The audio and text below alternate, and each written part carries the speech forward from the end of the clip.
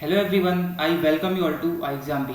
UPSC EPFO के आज के इस वीडियो में आप सभी का स्वागत है, जहां पे हम लोग फिर से एक बेहद ही इंपॉर्टेंट टॉपिक पढ़ने वाले हैं, जहां से यूपीएससी आपके एग्जाम में क्वेश्चन जरूर पूछता है। इससे पहले मैंने आपको एक टॉपिक कराया था जहाँ पे हम लोगों ने कांग्रेस के सारे इंपॉर्टेंट सेशंस को देखा था। उसी कड़ी में आज फिर से हिस्ट्री और उसके साथ साथ आप बोल सकते हैं कि स्टैटिक जीके का पार्ट है Indian freedom struggle movements and civil uprising. ठीक है, जितने भी हमारे स्वतंत्रता संग्राम को लेकर के मूवमेंट्स हुए थे और जितनी भी सिविल अपराइजिंग्स हुई थी, उन सभी को कंपाइल करके आपके सामने लेके आया हूँ, जहाँ पे आपके एग्जाम में क्वेश्चन बन सकते हैं। बहुत ज़्यादा डिटेल में यहाँ पे हम लोग नहीं देखेंगे, केवल मेरा मकसद इस वीडियो के माध्यम से रहेगा कि आपको उस मूवमेंट या अपराइजिंग के बारे में बताओ, उसके साथ वो उसका ईयर क्या था, यानी किस साल में हुआ था, लीडर कौन था, उसके की डिमांड्स या ऑब्जेक्टिव्स क्या थे और उसका आउटकम क्या निकल के आया था।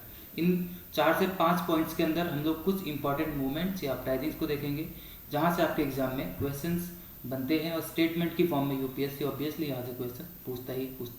ठीक है, तो बिना अपना टाइम वेस्ट किए हुए चलिए शुरू करते हैं आज के इस वीडियो को। सबसे पहले हम लोग स्टार्ट करेंगे पहले मूवमेंट से, जिसके बारे में अधिकतर लोगों ने पढ़ा होगा, सुना होगा और कभी ना कभी जरूर कहीं ना कहीं पे इसका जिक्र आपके सामने हुआ होगा, जिसको बोलते हैं first war of Indian independence, यानी कि भारतीय स्वतंत्रता संग्राम का पहला स्वतंत्रता संग्राम, जिसको बोलते हैं सिपॉय म्यूटिनी। ठीक है, ये हुआ था 1857 में, 1857 का स्वतंत्रता संग्राम इसको बोला जाता है।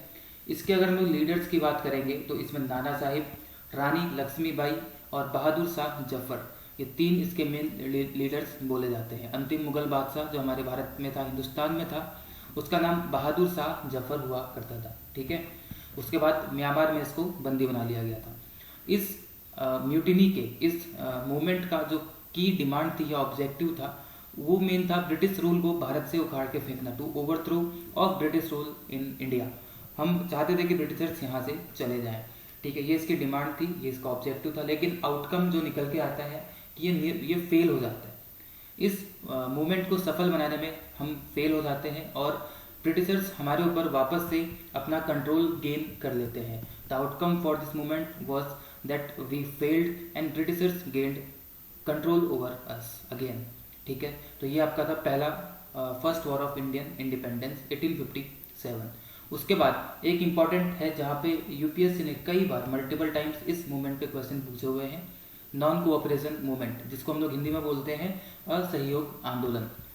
ये हुआ था 1920 में, महात्मा गांधी जी के द्वारा इसको लीडरशिप दी गई थी, उन्होंने इसको स्टार्ट किया था असहयोग आंदोलन को, लेकिन बाद में 1922 में इसको रोक दिया गया था, क्योंकि उस समय पे चौरी चौरा कांड या चौरी चौरा इंसिडेंट हो गया था, जिसकी वजह से इस नॉन कोऑपरेशन मूवमेंट को सस्पेंड कर दिया गया था। तो महात्मा गांधी जी इसके लीडर थे।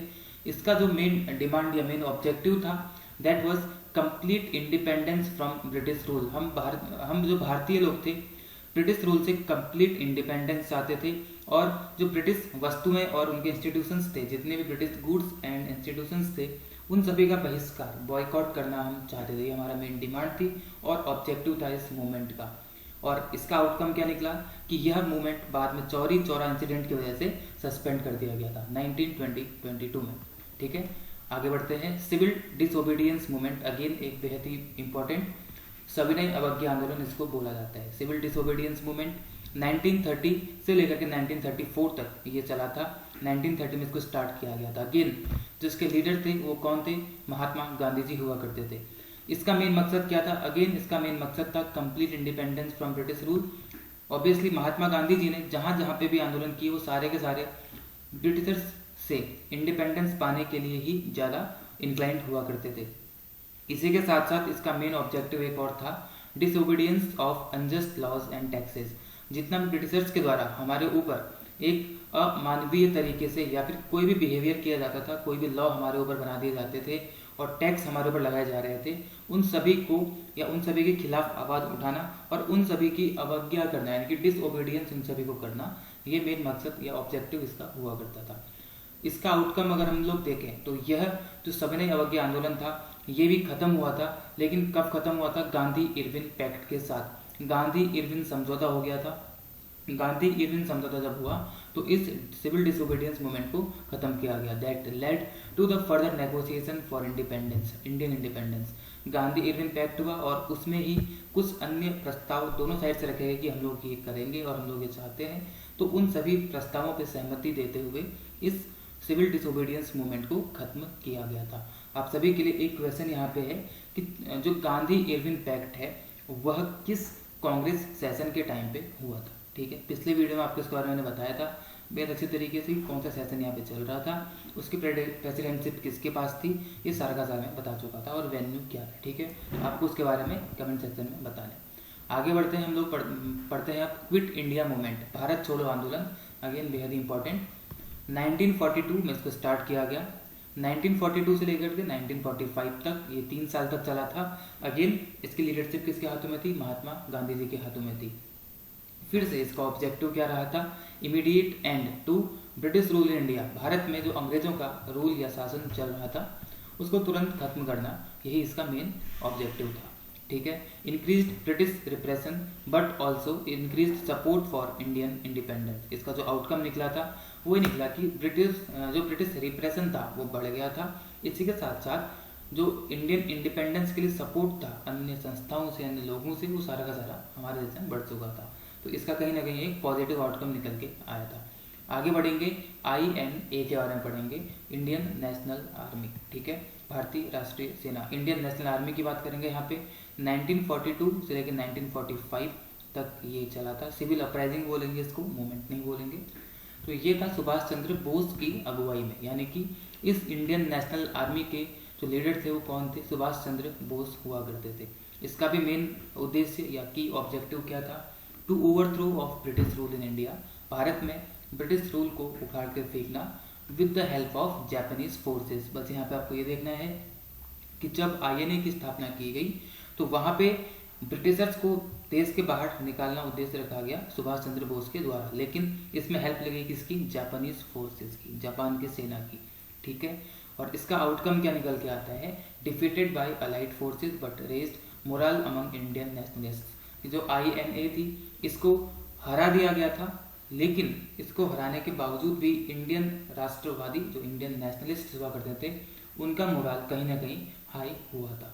तो इसका आउटकम एक पॉजिटिव तरीके से आप देख सकते हैं, भले आप हारे थे लेकिन उसके बाद भी यहाँ पे मोरल हाई हुआ था। ठीक है, उसके बाद एक बेहद ही इंपॉर्टेंट है, इससे क्वेश्चन जरूर UPSC पूछता है, दैट इज सॉल्ट सत्याग्रह, नमक सत्याग्रह बोलते हैं। 1930 में महात्मा गांधी जी की लीडरशिप में हुआ था। अगेन यहाँ पे क्या हुआ था, जो ब्रिटिशर्स के द्वारा एक नमक कर यानी कि सॉल्ट टैक्स लगाया गया था उसके खिलाफ ये आवाज़ थी। और यहाँ पे इंडियंस को नमक में कोई भी प्रोडक्शन करना है, कोई भी काम नमक का करना बैन किया गया था, कोई भी काम इंडियंस नहीं कर सकते थे, प्रोड्यूस नहीं कर सकते थे। तो इस चीज़ के खिलाफ आवाज़ उठाई थी और इसके बाद सिविल डिसोबीडियंस मूवमेंट शुरू किया गया था महात्मा गांधी जी के द्वारा। और यहीं पे दांडी मार्च भी आपने पढ़ा होगा। ठीक है, दांडी मार्च भी मैंने आपको पिछले वीडियो में बताया था क्या था, कितने दिन की यात्रा थी, कहाँ से स्टार्ट किया गया था, कहाँ तक किया गया था, सर आपको बता चुका हूँ। तो civil disobedience against British salt tax, ये इसका की ऑब्जेक्टिव था। और इसका जो आउटकम निकल के आया था, that led to mass protest and arrest but also increase international attention on Indian independence movement. इस नमक कर के खिलाफ जब आवाज़ उठाई गई, दांडी मार्च चलाया गया, सॉल्ट सत्याग्रह चलाया गया, तो पूरी दुनिया का ध्यान कहीं ना कहीं इंडिया के स्वतंत्रता संग्राम की तरफ आया। पूरी दुनिया की नज़र इंडिया की तरफ आई कि यहाँ पे भी कुछ ऐसा चल रहा है और यहाँ पे बहुत बड़े स्केल पे, बहुत बड़े लेवल पे प्रोटेस्ट होने लगे थे और अरेस्ट होने लग गए थे इंडियंस के लिए। ठीक है, तो ये सारी चीज़ें यहाँ पे आउटकम निकल के आया था। उसके बाद आगे बढ़ते हैं। आगे बढ़ने से पहले एक इंपॉर्टेंट अनाउंसमेंट आपके लिए कर देते हैं जो बेहद इंपॉर्टेंट है, that is UPSC EPFO APFC EO AO, आप किसी भी चीज़ की इसमें तैयारी कर रहे हो उसके लिए एक ऑनलाइन कोर्स बेहतरीन सा आपके लिए हमारी वेबसाइट iexambi.com पे आपको मिल जाएगा। आपको सिंपल क्या करना है, वेबसाइट खोलनी है, वहाँ पे जाना है, आपको UPSC EPFO लिखा हुआ दिख जाएगा, वहाँ पे जा करके कोर्स को सिलेक्ट कर लेंगे। अगर आप अभी इस पर एनरोल करते हैं तो आपको 45% ऑफ मिल जाएगा। एक कोड आपको डालना पड़ेगा BEE45, BEE45 डालते आपको 45% का ऑफ मिलेगा। इस कोर्स के फीचर्स क्या रहेंगे, आपको यहाँ पे हर पोस्ट के लिए अलग से मॉक टेस्ट प्रदान किए जाते हैं, प्रीवियस ईयर क्वेश्चंस जिनके डिटेल सॉल्यूशंस आपको दिए जाएंगे, साथ ही सेक्शन टेस्ट आपको यहाँ पे मिल जाता है। इनके साथ साथ वीडियो लेसन्स आपको मिलेंगे, स्टडी नोट्स आपको मिलेंगे। इसमें कुछ स्पेशल फीचर्स हैं जैसे कि लाइव डाउट क्लैरिफाइंग क्लासेस, यानी कि स्पेशल क्लासेस चलेंगी जहाँ पे आपके केवल डाउट्स को लिया जाएगा और उनको क्लैरिफाई किया जाएगा। ठीक है, तो आपको जाना है, ये बैच हमारे स्टार्ट हो चुके हैं 1 मई से, तो आज 4 मई है, तो आपको 3-4 दिन अभी हो चुके हैं। अगर आप ज्वाइन नहीं कर रहे हैं या फिर आपने ले लिया है और आप लाइव क्लासेस नहीं आ रहे तो आपको वहाँ पे आके पढ़ना है। ठीक है, कोई भी अन्य क्वेरीज होती हैं आपकी जो आपको यहाँ पे इस वीडियो या इस इन्फॉर्मेशन के माध्यम से क्लैरिफाई नहीं हो पाई, तो ये नंबर है यहाँ पे, आप इस पर कॉल कर लेंगे और अपनी कोई भी क्वेरी को सॉल्व करवा लेंगे। ठीक है, हम बढ़ते हैं वीडियो की तरफ, अपने कंटेंट की तरफ। अगला important moment Jallianwala Bagh massacre, यानी कि जलियांवाला बाग हत्याकांड हिस्ट्री में काफ़ी इंपॉर्टेंस रखता है। 1919 यानी कि 1919 को ये जलियांवाला बाग हत्याकांड हुआ था। ब्रिगेडियर जनरल रेनल्ड डायर इसकी अगुवाई में इस जलियांवाला बाग हत्याकांड को किया गया था। इसमें क्या था, brutal suppression of peaceful protest in Amritsar, उनकी तरफ से, मतलब ये इंडियंस ने नहीं किया था, इंडियंस पे हुआ था। तो ये किसकी अगुवाई में हुआ था, जनरल डायर की अगुवाई में हुआ था, और उसका मेन उद्देश्य क्या था यहाँ पे, brutal suppression of peaceful protest in Amritsar. जो अमृतसर में शांतिपूर्वक आंदोलन चल रहे थे उनको सप्रेस करना इस जलियांवाला बाग मैसेकर का मेन उद्देश्य हुआ करता था। इसका आउटकम क्या निकला था, the massacre led to wide spread outrage and increased demands for Indian independence. जब ये मैसेकर हुआ था तो उसके बाद बेहद तेजी से आउटरेज यानी कि गुस्सा सारे लोगों में भर चुका था और इंडियन इंडिपेंडेंस की डिमांड और ज़्यादा तेज और ज़्यादा बढ़ गई थी यहाँ पर। ठीक है, हालांकि बाद में जाकर के इसका बदला, यानी कि जो डायर था इसको मार दिया जाता है, गोली मार के इसकी हत्या कर दी जाती है उधम सिंह जी के द्वारा। ठीक है, हम लोग आगे बढ़ते हैं। अब अगला जो सत्याग्रह हमारे लिए बारदोली सत्याग्रह। बारदोली सत्याग्रह 1928 में हुआ था, जिस समय पे यहाँ पे साइमन कमीशन आने वाला था। 1928 के टाइम पे बारदोली सत्याग्रह, इसके जो लीडर थे वो कौन थे, वल्लभ भाई पटेल थे। ठीक है, इसका मेन उद्देश्य या ऑब्जेक्टिव क्या था, resistance against the increase in land revenue by British. यहाँ पे ब्रिटिशर्स के द्वारा भूमि कर में कहीं ना कहीं बढ़ावा किया गया था, बढ़ा दिया गया था, उसके खिलाफ आवाज़ उठाना, उस जो वृद्धि की गई थी उसको रोकना, रेसिस्ट करना, इसका मेन उद्देश्य हुआ करता था बारदोली सत्याग्रह का। इसका आउटकम क्या निकला था, जो ये सत्याग्रह था that was successful and Britishers reduce the tax rate. ये बारदोली सत्याग्रह एक तरीके से सक्सेसफुल रहा था और यहाँ पे ब्रिटिशर्स के द्वारा टैक्स रेट्स को घटा दिया गया था। ठीक है, ये भी कहीं ना कहीं पॉजिटिव दिशा में आपको देखने के लिए मिलता है। उसके बाद एक बेहद इंपॉर्टेंट खिलाफत मूवमेंट। ये खिलाफत मूवमेंट भी यूपीएससी के अलग अलग एग्जाम्स में कई बार पूछा गया है। आप चाहे सिविल का देख लें चाहे डिफेंस का देख लें, इस क्वेश्चन को कई बार यहाँ पे पूछा गया है। 1919 से लेकर के 1924 तक ये खिलाफत मूवमेंट यहाँ पे चला था। इसकी अगुवाई करी थी मौलाना मोहम्मद अली, शौकत अली और महात्मा गांधी, इन तीनों के द्वारा इसको यहाँ पे किया गया था। इसमें क्या था, protest against the dismantling of Ottoman caliphate bye the British. देखिए वहाँ जो टर्की है वर्तमान में, उस वाले इलाके को या उसके आसपास के जो देश हैं उसको उस टाइम पे वहाँ पे क्या था, ऑटोमन एम्पायर हुआ करता था और इनका एक सुल्तान हुआ करता था। ठीक है, वो सुल्तान मुस्लिम्स का हुआ करता था। तो वहाँ पे उस सीट को या उस गद्दी को ब्रिटिशर्स के द्वारा अमान्य कर दिया गया था, उसको हटा दिया गया था। ठीक है, तो जब ये चीज़ हटाई गई उसको बोलते थे ऑटोमन कैलिफेट बोला करते थे उसको। तो जब ये हटाई गई तो इसके खिलाफ इंडियन मुस्लिम्स में एक आउटरेज था। तो इंडियन मुस्लिम्स ने भारत के अन्य नेशनलिस्ट के साथ मिलकर, अन्य लोगों के साथ मिल करके इसके खिलाफ प्रोटेस्ट किया कि आप लोग उस सुल्तान को वहाँ से मत हटाइए, उसकी पोस्ट को जैसे ये तैसे रहने दीजिए। ठीक है, तो उसके खिलाफ ये खिलाफत मूवमेंट हमारे भारत में किया गया था 1919 में। ये जो इसका ऑब्जेक्टिव था कि उसको वापस ले गया और डिसमेंटल मत करो उसको, जो डिसमेंटल किया गया था उसके खिलाफ प्रोटेस्ट हुआ करता था। तो इसका आउटकम क्या निकल के आया था कि ये अगेन फेल्ड हुआ, लेकिन इसके बावजूद भी इसमें मुस्लिम्स के बीच में एक तरीके से आपसी सामंजस्य बड़ा, ब्रॉट टुगेदर मुस्लिम्स, इसमें मुस्लिम्स को एक साथ लाया गया and Hindus in the independence movement, जिसकी वजह से क्या हुआ, हिंदू मुस्लिम एकता बढ़ती है यहाँ पे और भारतीय स्वतंत्रता संग्राम कहीं ना कहीं एक स्टेप आगे लेता है अपनी दिशा में। ठीक है, तो हिंदू मुस्लिम एकता यहाँ पे बढ़ती है, एक तरीके से हम लोग ये इसमें बोल सकते हैं। आगे बढ़ते हैं, रॉलेट सत्याग्रह 1919 में हुआ था।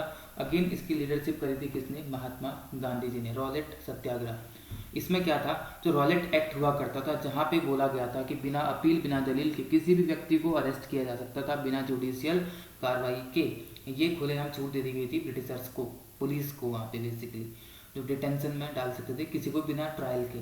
तो उस एक्ट के खिलाफ प्रोटेस्ट करना ये इसका की ऑब्जेक्टिव था। लेकिन इसका जो आउटकम निकल गया वो क्या निकल के आता है, that led to the Jallianwala Bagh massacre. अभी कुछ देर पहले हमने जलियांवाला बाग मैसेकर पढ़ा था।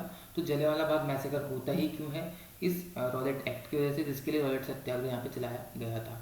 ठीक है, ओके। तो इसका आउटकम क्या निकल के आता है, this Rowlatt Satyagraha led to the Jallianwala Bagh massacre. Okay, now Swadeshi movement के बारे में बात कर लेते हैं।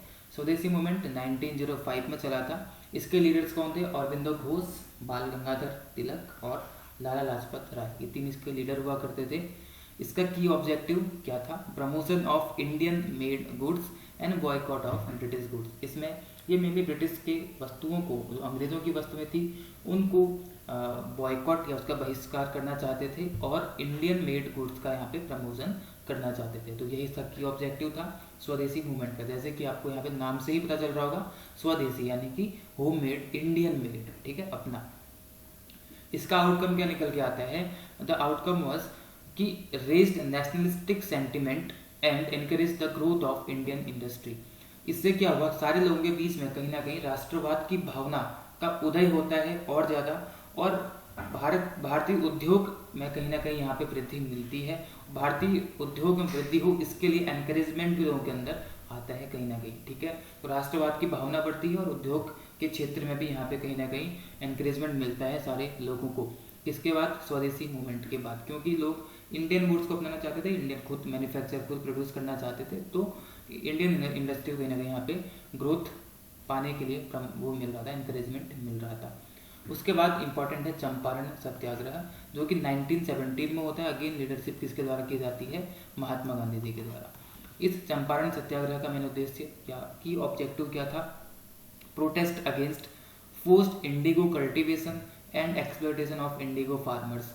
जो इंडिगो या नील की खेती हुआ करती थी, उसके कल्टीवेशन के खिलाफ, जो मतलब फोर्सफुली उनसे कल्टीवेशन कराया जाता था उसके लिए, और शोषण किया जाता था जो नील की खेती करते थे उन किसानों का, तो उन सबके खिलाफ यहाँ पे प्रोटेस्ट करना इसका मेन उद्देश्य था। और इसका जो आउटकम निकल के आता है, दैट इज कि ये चंपारण सत्याग्रह सक्सेसफुल रहता है। ठीक है, अपने काम में सक्सेसफुल रहता है and led to the formation of commission to investigate the issue. और इस चंपारण सत्याग्रह के बाद एक कमीशन की स्थापना की जाती है जो इस इशू को इन्वेस्टिगेट करता है। ठीक है, चलिए आगे बढ़ते हैं। अब एक इम्पॉर्टेंट है होम रूल मूवमेंट, काफ़ी इंपॉर्टेंट है होम रूल मूवमेंट। 1916 में एनी बेसेंट, जो कि एक आयरिश लेडी थी, एनी बेसेंट के द्वारा और बाल गंगाधर तिलक, इन दोनों के द्वारा इसको लीड किया जाता है होम रूल मूवमेंट को। सेल्फ गवर्नेंस यानी कि हम लोग खुद की सरकार चाहते हैं हमारे इंडिया में, within the British empire, British empire के अंतर्गत ही हम लोग अपने भारत में एक सेल्फ गवर्नेंस चाहते हैं, अपनी सरकार चाहते हैं, अपना राज चाहते हैं। ये बात यहाँ पे इसका इस होम रूल मूवमेंट में रखी गई थी। इसका आउटकम क्या निकल के आया था, raised awareness of Indian demands for greater autonomy. इससे हुआ क्या था, लोगों के अंदर और ज़्यादा स्वायत्तता हमारे अंदर आए, हमारे हाथ में अपने देश का ज़्यादा से ज़्यादा काम आए, सारे से प्रशासन हमारे हाथ में आए। इसके लिए लोगों के अंदर डिमांड्स पढ़ाने में कहीं ना कहीं इसमें सफल हुआ था ये होम रूल मूवमेंट। लोगों के अंदर अवेयरनेस जागी थी कि हमारे लिए हमारी खुद की ऑटोनॉमी यहाँ पे होनी चाहिए। ठीक है, उसके बाद दांडी मार्च, अभी सॉल्ट सत्याग्रह पढ़ा था हमने, तो उससे रिलेट करता है दांडी मार्च 1930 में महात्मा गांधी जी के द्वारा इसको किया था। ब्रिटिश सॉल्ट टैक्स, ये हम लोग पढ़ चुके हैं सारा, इसलिए इसमें ज़्यादा जोर नहीं देंगे। ब्रिटिश जो नमक कर था उसको हटाने के लिए किया गया था। ठीक है, उसके बाद मोपला रिबेलियन, जो मोपला रिबेलियन था that took place in 1921 and it was led by Ali Musliyar, ठीक है, वेरियन कुनत्थु एंड कुंजामत हाजी, इन तीनों के द्वारा इसको लीड किया गया था। The key objective for this movement और civil uprising was resistance against the British colonial administration and Hindu landlords in Kerala. जो ब्रिटिश कॉलोनियल एडमिनिस्ट्रेशन था केरला में और जो हिंदू लैंडलॉर्ड्स हुआ करते थे, तो उनके खिलाफ क्या था, यहाँ पे रेजिस्टेंस करना इसका मेन उद्देश्य हुआ करता था। ठीक है, इसका आउटकम क्या निकल के आता है, सप्रेस्ड बाय द ब्रिटिशर्स को सप्रेस कर दिया गया, इसका दमन कर दिया गया था, but highlighted the social and economic grievance of Muslim peasants in the reason.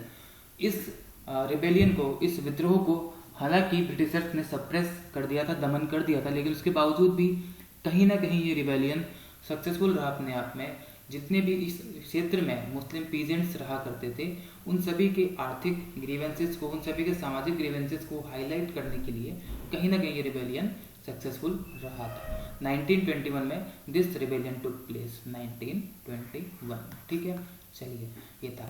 तो आज के इस वीडियो के लास्ट के दो हम लोग पढ़ते हैं, दैट इज बर्धमान कॉन्स्पिरेसी। सबसे पहले बर्धमान कॉन्स्पिरेसी 1915 में होती है। बर्धमान कॉन्स्पिरेसी जो षड्यंत्र है, इसको लीड किया था बारिन घोष, जतेंद्र नाथ बनर्जी और बाघा जतिन के द्वारा। इसका मेन ऑब्जेक्टिव क्या था, यहाँ पे डिमांड क्या थी, एक तरीके से plan to launch an armed uprising against British colonial rule in Bengal. इस कॉन्स्पिरेसी में क्या किया गया था, इसका जो मेन उद्देश्य था ब्रिटिशर्स के खिलाफ, जो बंगाल था, हमारा बंगाल राज्य था, उस बंगाल राज्य में ब्रिटिशर्स के खिलाफ एक आर्म्ड अपराइजिंग यानी कि सशस्त्र विद्रोह को लॉन्च करने का प्लान यहाँ पे रखा गया था इस वर्तमान कॉन्स्पिरेसी में, जिसको लीड किया था इन तीन लोगों ने, ठीक है। इसका आउटकम क्या निकल के आता है, आउटकम निकल के आता है foiled by the British but led to increased government surveillance and repression of Indian nationalist groups. Foiled by Britishers यानी कि ब्रिटिशर्स के द्वारा इसको फॉइल कर दिया गया था, एक तरीके से फेल ही रहा था, but led to increase government surveillance. लेकिन इससे हुआ क्या था, गवर्नमेंट और ज़्यादा यहाँ पे क्या करने लगी थी, सर्विलेंस करने लगी थी, और रिप्रेशन यहाँ पे होने लगा था किसका, इंडियन नेशनलिस्ट ग्रुप्स का, ठीक है। चलिए, सबसे लास्ट में Simon commission protest. Simon commission Bharat जब आया था तो यहाँ पे नारे भी लगाए गए थे, Simon commission go back, Simon commission वापस जाओ। 1928 में ये चला था। इसकी लीडरशिप किसने करी थी, इंडियन नेशनल कांग्रेस यानी कि भारतीय राष्ट्रीय कांग्रेस, मुस्लिम लीग और नेशनलिस्ट ग्रुप्स जितने भी हुआ करते थे, अधिकतर सभी लोगों ने इस साइमन कमीशन के प्रोटेस्ट को सपोर्ट किया था। अब यहाँ पे क्या था, protest against the appointment of an all British commission to review the Indian constitutional system. देखिए, साइमन कमीशन भारत में आया क्यों था, क्योंकि यहाँ पे एक संवैधानिक सिस्टम बनाया जाना था, एक संविधान एक तरीके से तैयार किया जाना था, और वो किस किस तरीके से बनेगा, उसका बैकग्राउंड क्या होगा, उसकी रूपरेखा क्या होगी, इस सब के लिए एक प्रीफेस तैयार करने के लिए वहाँ पे कमीशन बनाया गया था। और उस कमीशन में सारे के सारे ब्रिटिशर्स हुआ करते थे। अब इंडियंस का बोलना था कि हमारे भारत के लिए संविधान बनना है, तो इस कमीशन में सारे के सारे लोग ब्रिटिशर्स क्यों हैं, इसमें इंडियन होने चाहिए, क्योंकि हमें इंडियंस को समझना है। तो इसी के खिलाफ इस प्रोटेस्ट को जारी किया गया था, इस साइमन कमीशन के खिलाफ, ठीक है। तो ब्रिटिश कमीशन को बॉयकॉट करना बेसिकली इसका मेन उद्देश्य हुआ करता था। इसका आउटकम क्या निकल के आता है, led to the formation of the Nehru report. इस साइमन कमीशन प्रोटेस्ट के बाद नेहरू रिपोर्ट यहाँ पे फॉर्म होती है, तैयार होती है, which proposed a dominion status for India. इस नेहरू रिपोर्ट में भारत के लिए एक डोमिनियन स्टेटस की बात की जाती है। मतलब जब ये सारा प्रोटेस्ट चल रहा होता है तो आउटकम निकल के आता है कि यहाँ पे जो इंडियंस के जितने भी ऑर्गेनाइजेशंस या ग्रुप्स थे, उनके बीच बात निकल के आती है कि हम लोग एक नेहरू रिपोर्ट, एक रिपोर्ट तैयार करते हैं। तो उस रिपोर्ट का नाम रखा गया क्या, नेहरू रिपोर्ट। और इसकी अध्यक्षता किसने करी थी, यहाँ पे मोतीलाल नेहरू जी ने की थी, जवाहरलाल नेहरू के पिताजी। तो मोतीलाल नेहरू ने एक रिपोर्ट पेश करी, नेहरू रिपोर्ट इसको बोला जाता है, जिसमें भारत के लिए एक डोमिनियन स्टेटस की मांग की गई। अब ये डोमिनियन स्टेटस क्या होता है, डोमिनियन स्टेटस होता है कि हमारे देश पे राज तो अंग्रेजों का रहेगा, ओवरऑल रूल, अल्टीमेट रूल तो अंग्रेजों का रहेगा, लेकिन हम अपने रीजन में अपनी एक सरकार चला सकते हैं। मतलब अपनी गवर्नमेंट होगी, हम खुद इलेक्ट करेंगे, सारा खुद चलेगा, लेकिन अल्टीमेट डिसीजन जो होगा कहीं ना कहीं ऊपर से हाथ किसका रहेगा, ब्रिटिशर्स का रहेगा। तो ऐसे एक देश को, या इसको हम लोग क्या बोलेंगे, डोमिनियन कंट्री बोलेंगे, डोमिनियन स्टेटस को बोला जाता है। तो यह चीज़ नेहरू रिपोर्ट में की गई थी इस साइमन कमीशन प्रोटेस्ट के आउटकम के तौर पे। लेकिन इस चीज़ को खुद ही काफ़ी इंडियंस ने नहीं माना था, जिनमें से स्वयं इनके बेटे जवाहरलाल नेहरू हुआ करते। जवाहरलाल नेहरू ने इस रिपोर्ट को, जो कि इनके पिताजी के द्वारा बनाई गई थी, इसको बर्खास्त किया, मतलब नहीं माना, वो उसके सपोर्ट में बिल्कुल नहीं थे। और कांग्रेस की एक नई ब्रांच को खोल देते, इसको क्या बोलते हैं, यूथ कांग्रेस बोलते हैं, यूथ कांग्रेस, ठीक है। फिर जो ये कांग्रेस थी मेन, इसको चलाया मोतीलाल नेहरू जी ने, और यूथ कांग्रेस को चलाया किसने, जवाहरलाल नेहरू जी ने। दोनों अलग अलग हो गए थे, यहाँ पे इनके बीच में विवाद हो गया था, बाद में जाके हालांकि दोनों एक हो जाते हैं। अगर आपसे पूछा जाए कि जो कांग्रेस है वहाँ पे यूथ कांग्रेस कब आई थी अलग से, तो आई थी कब 1928 में साइमन कमीशन प्रोटेस्ट के आउटकम के बाद, ठीक है, नेहरू रिपोर्ट के बाद आप लोग बोल सकते हैं, जो कि जवाहरलाल नेहरू ने चलाया था। चलिए आगे बढ़ते हैं। आज के इस वीडियो में इतने प्रोटेस्ट और सिविल अपराइजिंग्स काफ़ी है आपके लिए। आगे आने वाले वीडियोस में आपके लिए ऐसे इंपॉर्टेंट टॉपिक्स लेके आऊँगा जो कि आपके एग्जाम में शॉर्ट यहाँ से 1-2 क्वेश्चन तो इन टॉपिक्स से ज़रूर बनते हैं, ठीक है। तो उम्मीद है आपको ये वीडियोस पसंद आते होंगे। कोई आपके सुझाव होते हैं तो आप लोग कमेंट सेक्शन में डाल सकते हैं, ताकि उसको इम्प्लीमेंट करके हम लोग यहाँ पे और इम्प्रूवमेंट कर सकते हैं, ठीक है। तो चलिए इस वीडियो को शॉर्ट करते हैं और ख़त्म करते हैं यहाँ पे। Good bye, take care and be 50% faster. Thank you all.